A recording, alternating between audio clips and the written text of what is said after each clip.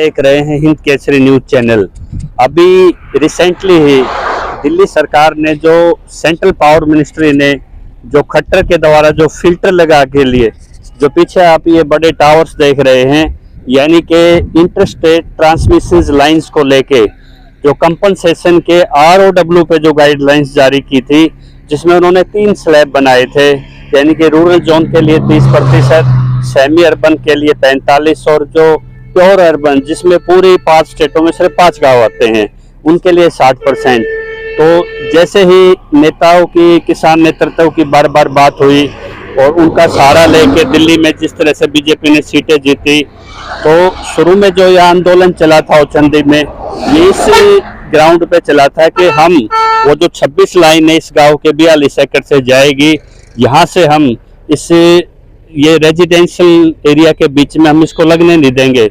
लेकिन बाद में वो जिससे लड़ाई लड़नी थी उनकी सहमतियों के साथ, उन्हीं की शर्तों के साथ पे लास्ट में कंपनसेशन के स्लैबों पे जाके खत्म हुआ और 5 स्टेटों ने जो दिल्ली के नेतृत्व को जो साथ दिया। आज दिल्ली के लिए एक एक्सप्लेनेशन क्लॉज लिख के उन्होंने अभी रिसेंटली 8 मई को उन्होंने एक पॉलिसी जारी कर दी है। उस पॉलिसी में क्लियर लिखा गया है कि applicability of on the Delhi, यानी कि दिल्ली में जितनी भी इंटरस्टेट लाइन है उन पे ऑल काइंड ऑफ लैंड्स पे 60% ROW मिलने वाला है। लेकिन दुर्भाग्य की बात है कि 2014 से दिल्ली में सर्कल रेट स्टैंड स्टिल हैं, वो रिवाइज नहीं किए गए। रेवेन्यू डिपार्टमेंट उस पर सोया हुआ है और जो LG रेवेन्यू फाइनेंस जो कमेटी इसको तय करती है वो लोअर सेल डीड्स होती हैं और हायर मार्केट रेट पे exchange of sale deed money होता है, उससे एक्सचेकर का लॉस है। सिस्टमेटिक यानी कि लैंड माफिया और बिल्डर माफिया और प्रॉपर्टी डीलर की गिरफ्त में आज दिल्ली की बीजेपी सरकार काम कर रही है। एक निराश कर देने वाली खबर राजस्थान वालों के लिए, हरियाणा वालों के लिए, पंजाब वालों के लिए कि जो ये 60% ऑल काइंड ऑफ लैंड है ये सिर्फ दिल्ली पे लागू होने वाला है।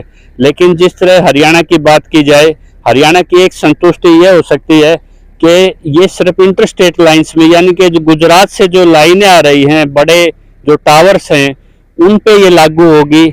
जब औचंदी बॉर्डर पावर प्रोजेक्ट से दिल्ली के स्टेट में जब सर्विस लाइन जाएंगी उन पे उनको 60% नहीं मिलने वाला, उनको 60% उन्हीं लाइनों पे मिलेगा जो मेन ट्रांस जो है इनका पोर्टेशन का, वो सीधा ग्रीन पावर प्रोजेक्ट जो गुजरात से आएगा, यानी कि जहां खुदाई के कार्य चल रहे हैं।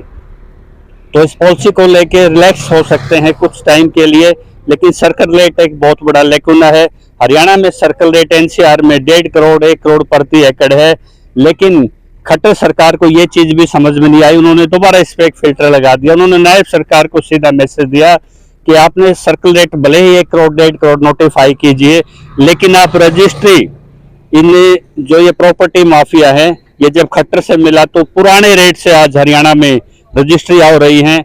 यानी कि अगर कोई सेल या जो सर्कल रेट से कम अगर कोई रजिस्ट्री कराए तो उस पर स्टैंप ड्यूटी के केस इन्फोर्स करता है आपका इनकम टैक्स। लेकिन जब मुख्यमंत्री और जो केंद्रीय कैबिनेट मंत्री मिलके पूरे देश को, सिस्टम को, क्रोनिक कैपिटलिज्म में एक्सचेकर को, स्टेट को नुकसान पहुंचाएं, तो उसको बीजेपी का शासन कहते हैं, जिसका एग्जाम्पल आज हरियाणा में देखा जा रहा है, जहां नोटिफाइड नए रेट को छोड़ के पुराने पिछली सरकारों के रेट से रजिस्ट्री हो रही हैं, सिर्फ ताकि जो पॉलिटिशियन का काला पैसा इस लैंड माफिया में, इस प्रॉपर्टी डीलिंग में लगा हुआ है, उसको सुलभ तरीके से टैक्स में छूट मिल जाए और अपना ब्लैक मनी इकट्ठा करने का साधन मिल जाए। तो अभी और संघर्ष किसानों को करना है हरियाणा में, पंजाब में।